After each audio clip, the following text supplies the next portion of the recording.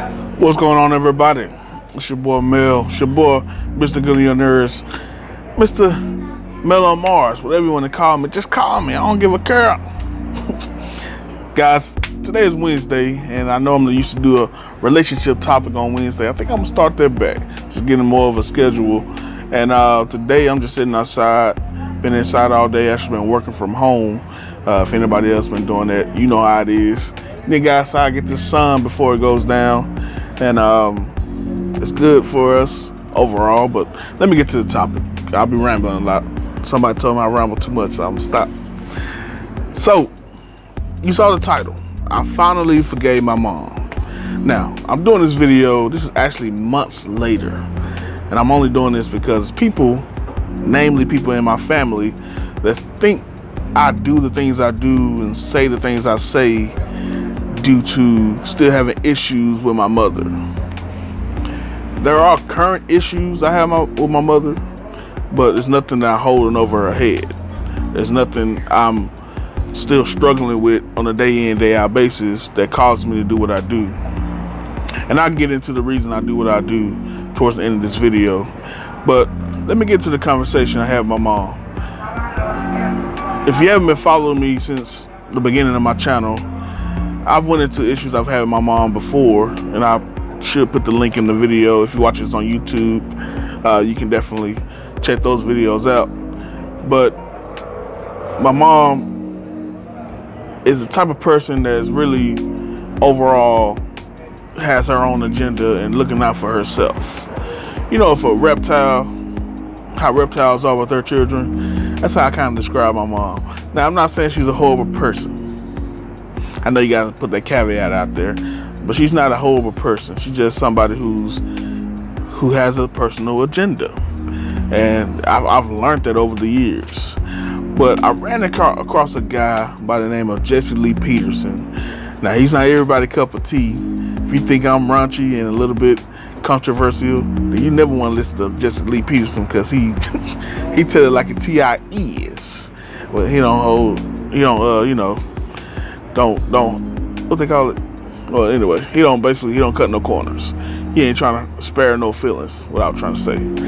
So I ran across him, and he said the key to success in our lives and to really get over our anger that we had, and I definitely have had anger issues in the past, is to forgive our parents. A lot of people may shun against that, may say, well, I don't have nothing to forgive my mom for. You know, a lot of people have perfect mothers out there. You know, I wasn't one of them. So it was a really easy transition and a remedy for me that I saw that I need to do at some point. But I don't know about you guys, but it's hard to have tough conversations with my parents. My dad is a little bit easier now, because we just got in a greater relationship. Our relationship has really grown over the past 2 to 3 years. But with my mom, it's always tough to have those type of conversations.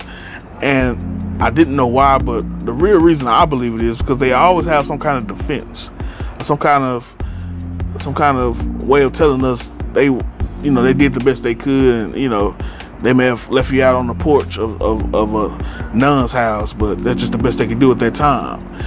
And so we fear that conversation, you know, and then we just have the stigma, especially in the black community, that the mom is like the thing that's next to God, and we can't say anything bad about her because she had us. We take that scripture, honored our parents, and just use that as such a glorifying, and we magnify them, and we feel like we can't call them out on their errors. Anything they do wrong, we feel like we can't call them out on. Yeah, I figure out I do live by a lot of Mexicans. So, at the end of the day, I understood, and I had to get the balls and the fortitude to go talk to my mom and tell her the issues that I've had, but not only those issues, but to forgive her for those issues. So, my parents have been divorced, I think, about 5 years now, and I'm probably the one that took it the hardest out of all four of their children, and I don't know why, but I did. And but they both are remarried already, and they both are doing great. They both in amazing relationships. I love both of their spouses. And so this is how the conversation went when I talked to my mom, basically. So I went over there, I said, and honestly, let me be real, the real reason I went over there, because I knew I needed to go over there to forgive her. I learned about Jesse about 2 years ago, and I've been avoiding going over there. I can't front. But I knew I needed to get to a better place in my life. So I was playing at this church, and they had my old address on file, my mom's address. So they didn't send a direct deposit that week for some reason or another. So they sent it to my mom's house. I was like, oh my God. So I had to bite the bullet. At that point, I hadn't talked to my mom in over a year. She hadn't reached out to me. I hadn't reached out to her. So some of y'all probably judge me. You ain't talked to your mama over a year. She didn't reach out to me. Her son, her only son, by the way. And I didn't reach out to her. So who to blame? You can be the judge. It don't matter. We both are to blame if you ask me. So I had to get that money. So I finally text her. She didn't answer. I text my little sister who has a better relationship with her. Say, hey, you talk to mom, I know I'm wrong, y'all. I know I'm wrong. Hey, talk to mom, and she was like, yeah, let me contact her for you. I tell her to call you.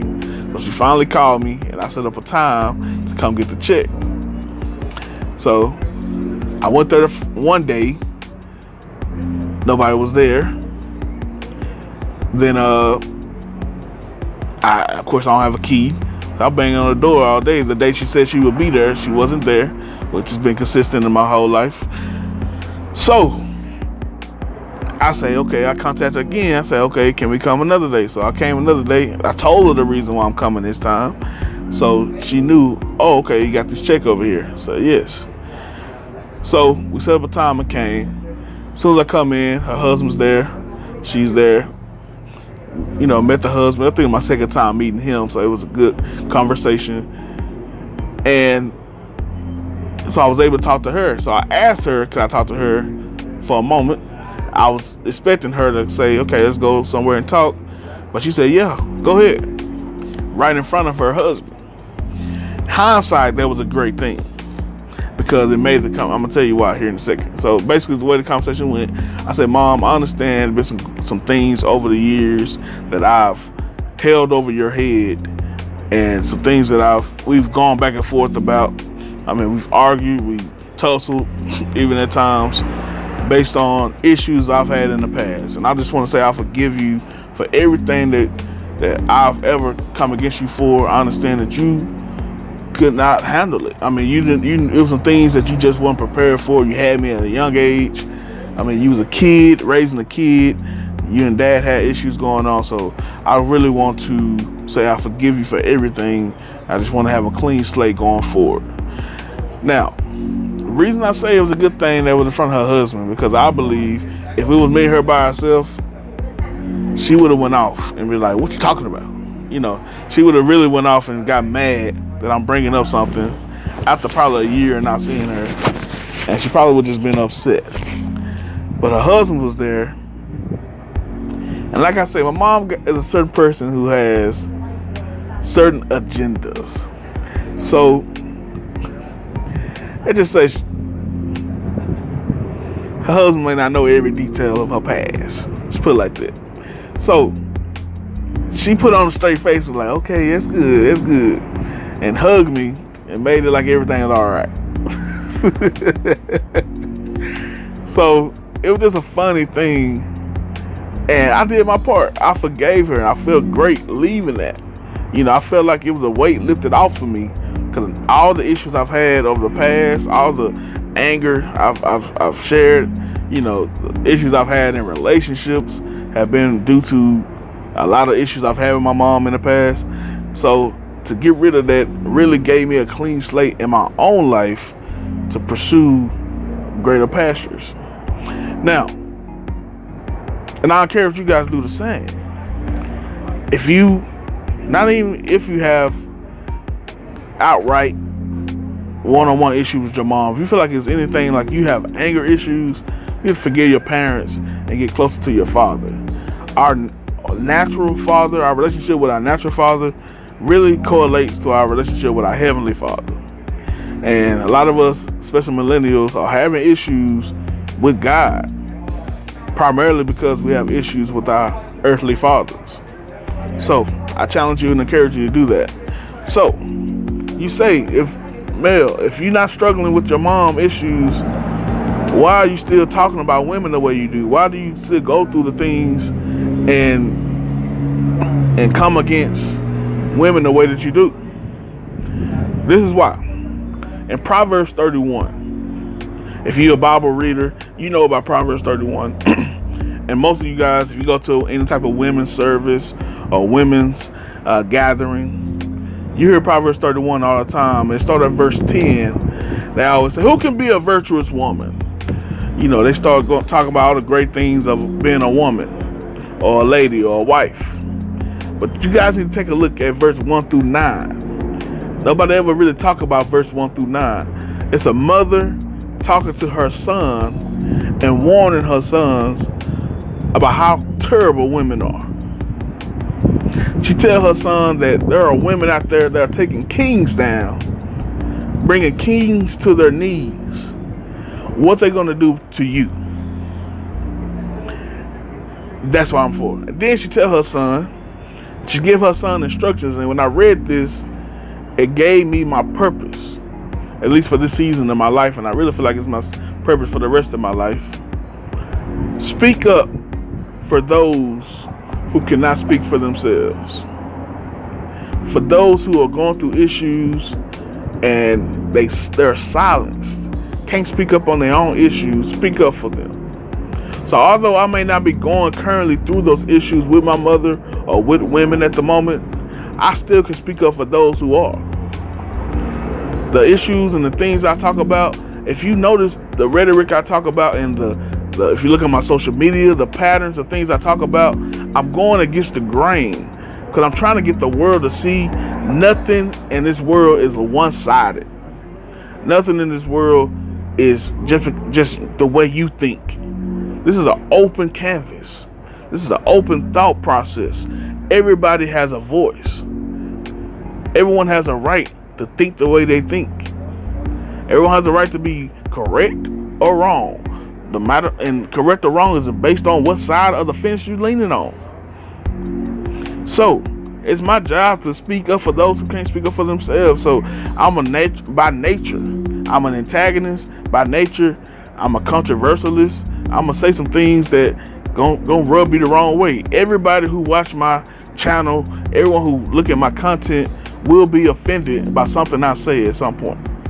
Cause I offend myself every day by something I say.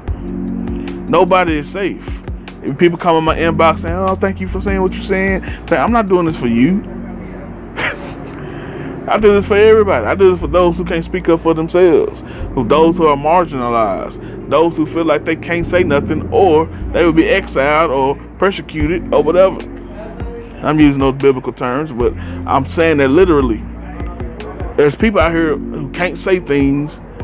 Certain groups will attack them for saying certain things. And that's what I'm here for. I'm the type of person, any group come at me, I'm really not going to care. I speak the truth. I get attacked about being fat. I get attacked about having a lazy eye. I get attacked for just being a coon or whatever you want to call me. But you can't call me a liar. I'll be waiting for those people to call me a liar. Anybody out there, find a lie that I say and point it out. But no, you want to attack the messenger and not the message. And that's been going on since the beginning of the time. We know, and it's going to continue to go on. So yeah, it's your boy Mel. Guys, I don't have one goal in this whole thing. Let's grow. Peace.